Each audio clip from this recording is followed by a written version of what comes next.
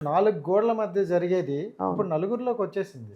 నలుగురు అంటే రోడ్డు మీద మంచం వేసుకొని ఎవరు చేసుకోరుగా. హ్మ్. ఇద్దరు ఆడవాళ్ళైనా, కానీ ఇంతకు మగవాళ్ళైనా ముందేంటంటే ఎవరైనా. ఏదైనా ఏం జరిగినా ఒక 4 గోడల మధ్యన జరిగేది. ఎవరైనా ఇప్పుడు అవును. బైసెక్సువల్స్ అయినా అలాగే జరిగేది. లేకపోతే లెస్బియన్ అనేది జరిగేది. గే అవును. అనే ఇద్దరు సంస్కారంగా చేసుకునేదని అంతే.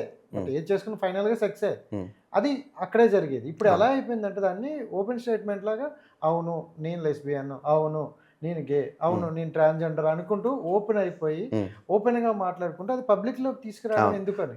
ఓపెన్‌గా మాట్లాడుతున్నారు అనంటే వాళ్ళ ఐడెంటిటీని రిప్రజెంట్ చేస్తున్నారు. మేము ఈ సమాజంలో మనుషులమే, మేము ఉన్నాము. దయచేసి మీకున్నటువంటి ఉద్దేశాలను, మీకున్నటువంటి ఇష్టాలను, మీకున్నటువంటి ఆలోచనలు మా మీద రుద్దకండి.